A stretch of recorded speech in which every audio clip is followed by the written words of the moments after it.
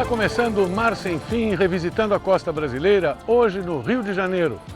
Eba! Chegou a hora que eu mais gosto, a hora de entrar na sua casa e mostrar para você, dessa vez, a ESEC, a Estação Ecológica de Tamoios, que ocupa 5% da Baía de Angra dos Reis.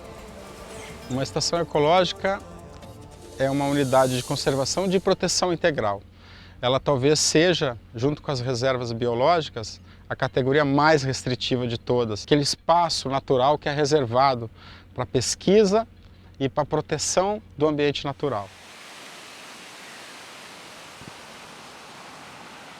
96% da área da ESEC do Tamoios são ilhas. São 29 ilhas que pegam desde Paraty até o lado de Angra dos Reis. Aquelas três, por exemplo, a mais de fora, a menorzinha, chama Rochedos. É uma importante ilha para nidificação de aves marinhas. Aquela outra aqui maior é Ilha de Araraquara e Araraquarinha. São apenas 3 das 29 ilhas que nós vamos conhecer durante esse programa. Será que o pessoal da ESEC também não tem barco como o pessoal de Cairuçu? Você vai ficar sabendo já já. Aguarde!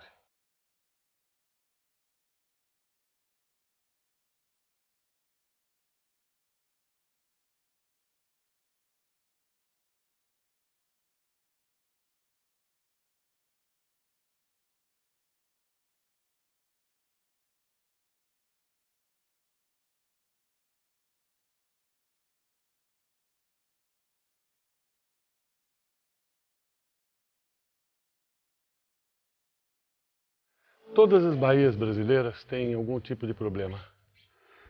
Cidades do entorno não têm saneamento, ou têm um saneamento pífio, o crescimento desordenado das cidades, a própria frequência e o lixo que o cidadão comum acaba levando e atirando no mar, uma bituca de cigarro aqui, um pedaço de plástico ali.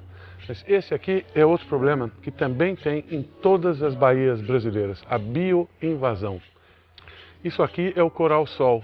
Esse coral está tomando conta da baía de algumas partes da baía de Angra dos Reis, mesmo dentro da área da unidade de conservação. Ele veio incrustado numa plataforma de petróleo.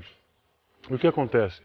Esses animais colonizam as ilhas e acabam roubando o lugar da fauna nativa.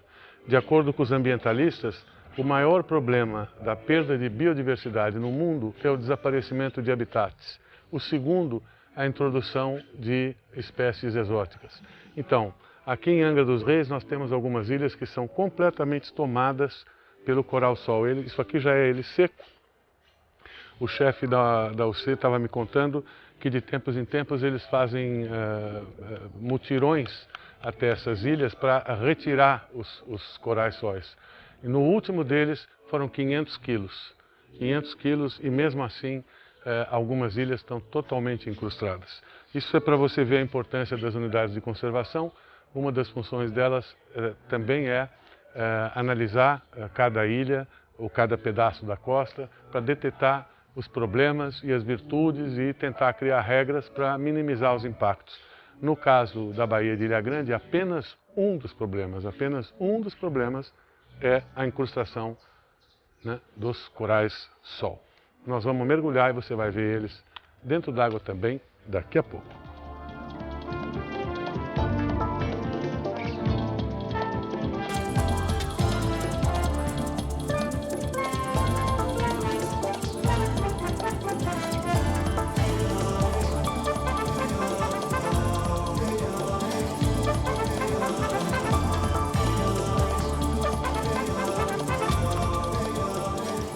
Nós estamos na praia da Vila Histórica de Mambucaba.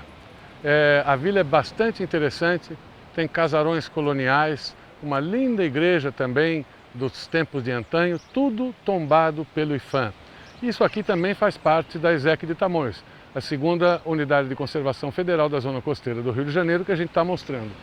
Essa aqui é mais uma das ilhas que faz parte da unidade de conservação, a Ilha do Algodão.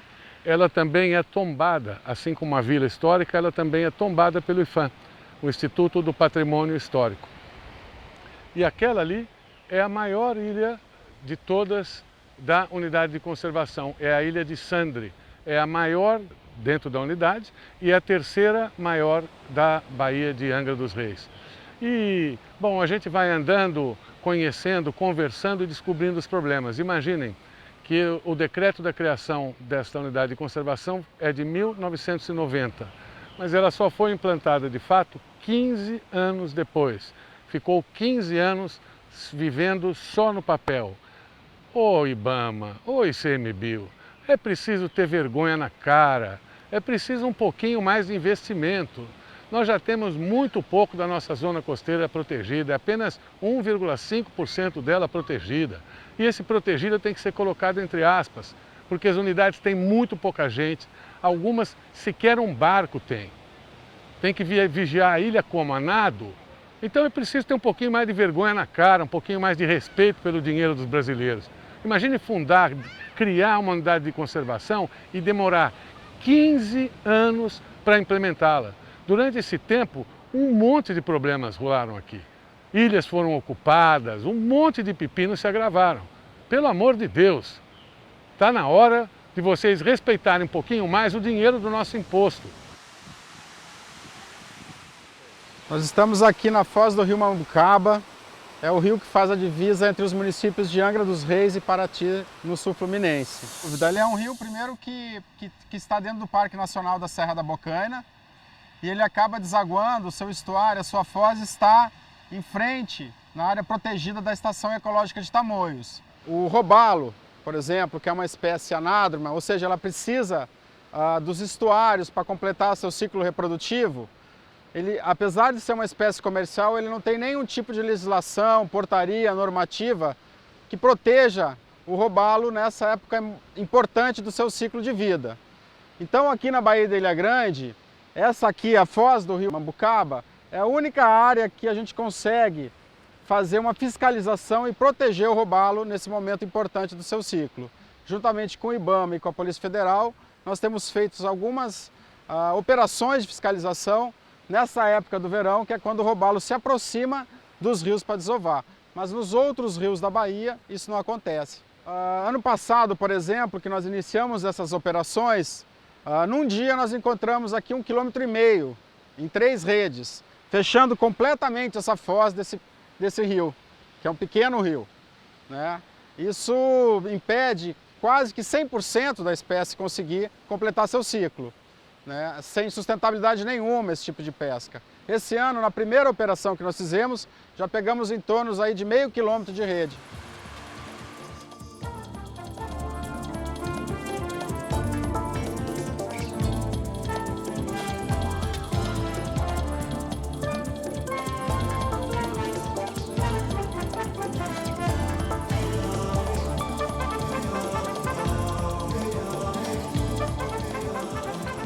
O caiçara sempre leva na cabeça. Às vezes é do cara pálida que compra a posse e acaba expulsando para construir a sua casa ou mansão de verão. Às vezes daquele especulador mais forte que faz a mesma coisa, aparece um dia dizendo que é dono, expulsa todo mundo, compra por ninharia e constrói depois um resort. E às vezes até do governo federal. Nós estamos na Praia Brava. Olha que linda praia. Essa praia antigamente era uma praia de caiçaras. Havia dezenas de famílias que moravam aqui. Aliás, é uma linda praia, mas macabra, porque aquela construção que você vê lá atrás é a usina de Angra 3. E nesse caso, então, foi a Nuclebras que tomou posse dessa e de mais outras 2 praias, expulsou, evidentemente, os caiçaras, porque aqui foi instalada a usina. No caso de Praia Brava, todo o interior são residências dos funcionários da Nuclebras.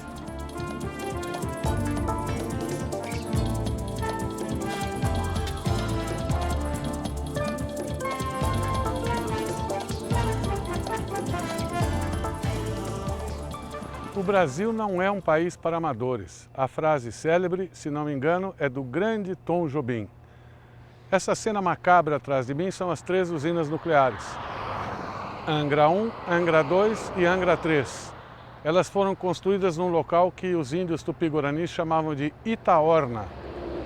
Itaorna significa pedra podre. pode, aí exatamente no lugar conhecido como Pedra Podre, por ter um fundo complicado, é que construíram as 3 usinas nucleares brasileiras. Deus permita que isso nunca aconteça, mas lembre-se de Fukushima, no Japão. Se aconteceu lá, com todo o nível industrial e tecnológico que eles têm, imagine se acontecer aqui. Que desastre de proporções monumentais pode ser. A unidade foi criada em 1990, mas é importante deixar registrado aqui a história dessa unidade, que ela vem do Programa Nuclear Brasileiro. Já se trouxe a categoria na época, né, na década de 80, o nosso SNUC ainda tinha poucas categorias, mas tem um decreto de 1983 do Ministério até de Minas e Energias, que colocaliza estações ecológicas e usinas nucleares.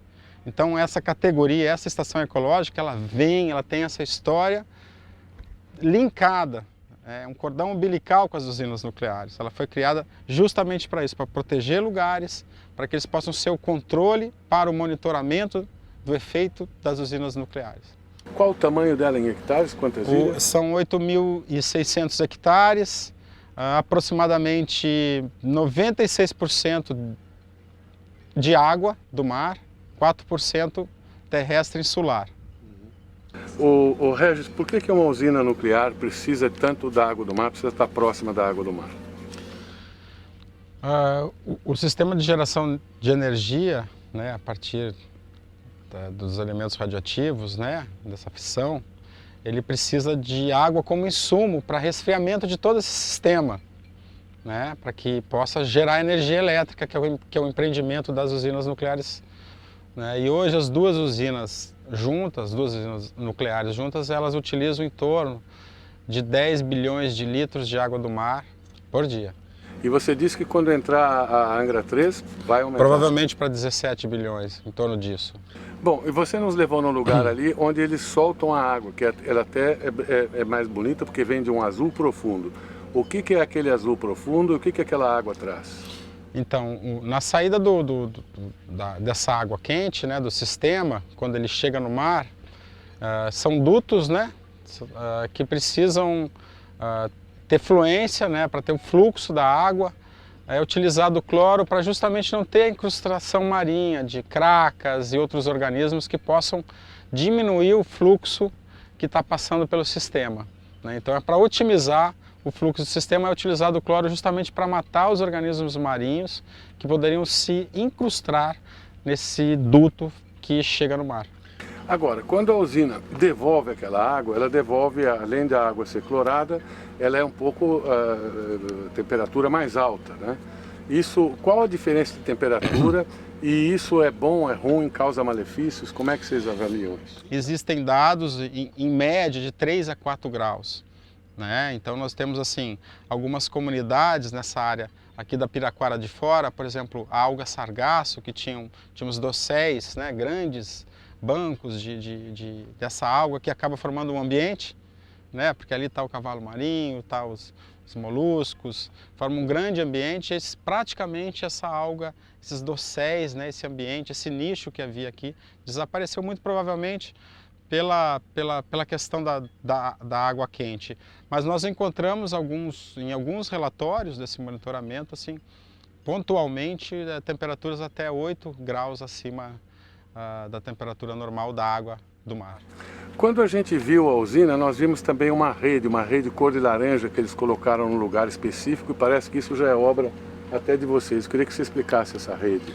Na verdade é uma iniciativa da própria empresa, né, que detectou a captação de tartarugas, captura de tartarugas marinhas na captação de água, né? Então, para evitar isso, depois de uma série de reuniões e discussões, a empresa colocou telas nesse sistema de captação de água e na entrada ali do canal, né, de enrocamento, já se colocou uma rede para que as tartarugas já nem passem próximo do sistema de captação de água e tem sido eficiente, né? E as capturas que ocorriam de tartarugas marinhas, geralmente as tartarugas verdes, juvenis de tartarugas verdes, da Chelonia midas, são aquelas tartarugas que desovam nas nossas ilhas oceânicas.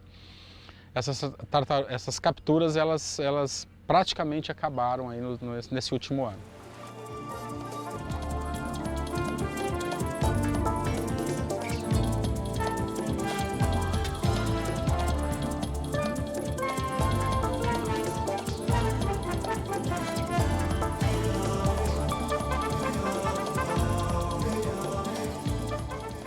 Bom, Ivan, e a pesca que você nasceu aqui? Nascido e criado aqui. Então, o que eu ia acabar de falar para você da pesca, que tem que preservar mesmo, porque acaba. Eu tenho 56 anos hoje. Quando eu tinha 10 anos, se eu botasse essa rede aqui no mar, essa canoa aqui não pegava o peixe. Hoje eu tenho que trabalhar um mês e não mato uma canoa dessa cheia. Tá acabando. Porque tá acabando, porque a preservação mesmo, tem que ter. Mas só que eles olhassem pro lado da gente, tá? É área para criador, mas então paga pra gente não pescar mais. Olha lá, meu barco não tem licença para camarão, eu não recebo defesa. Não recebe defesa? Porque eu não tenho licença e não dão uma licença. Sim. Por que eles não estão dando licença? Que é para poder ver acabar os pescadores mesmo de camarão, porque não tendo licença você não pode trabalhar. Então, depois que houve a criação da unidade de conservação, eles proíbem que você pesque? Proíbe e tem as denúncias, né, que eles não trabalham. Eles recebem a denúncia pelo telefone. Por exemplo, eu largar meu rastão agora aqui. Uhum. É proibida a área. Eu largar meu rastão aqui hoje. Uhum. Tem um aí que a gente não sabe quem é, aí vai ligar. Aí ele vem aqui e te prende, te dá a multa e vai embora. Aí ele espera de novo a denúncia. Ó, em Paraty não tinha marina, você trabalhava a Baía de Paraty todinha. Hoje tem as marinas, eles compraram marina e compraram o mar. Ó, você põe uma rede lá vem a capitania, pô, te multar. Por que multar você? Porque você está pescando na área da marinha, saída de canal. Não está mais liberada a pesca. Isso. Até barzinho da Cidade foi tirado. É mesmo? Porque da poluição no mar. Uhum. Isso aí chama-se o IBAMA. Uhum. Mas em Paraty tem mais de 50 escunas que a descarga é toda no mar com 200 turistas. E aonde vai isso? Mesma coisa. E aí, cadê que eles olham essa diferença? E com eles não acontece nada? Com eles não, porque eles têm. A escuna tem dinheiro, dinheiro é que manda. Você sabe que hoje que vale o dinheiro. E prejudica tanta gente que mais precisa para viver. Porque acho que quem está trabalhando está precisando para viver. Trabalho para viver. Claro. E claro que tem que ter é igual a fiscal. Não adianta você botar a ódio e não botar o fiscal para fiscalizar. Uhum. É o caso da pesca. A pesca hoje está entregue pelo denúncio. A APA é um tipo de unidade de conservação, é uma categoria que ela prevê o uso sustentável dos recursos, né? Valorizando o aspecto cultural de populações, né, que estavam presentes nessas áreas, né, desde longo tempo e mantém um modo de vida que é de baixíssimo impacto. As prioridades da equipe da APA Cairo Sul foram discutidas, mas ela está centrada basicamente, né, na retomada das negociações, das articulações, principalmente com as comunidades tradicionais. Agora, por exemplo, você falou que você não pode mais construir ali porque é área não sei o que, protegida. E essa construção aqui atrás? Aí é que eu vou te acabar de dizer, isso aí são de milionário. Não é de pobre, isso é de milionário, de magnata. E aí ele construiu na boa? Veio aquela multinha de 15, 20 mil, eles pagam. Está liberado. Aí continua de dar mais um tempo com outra multinha. Agora, para onde vai esse dinheiro, que ninguém sabe.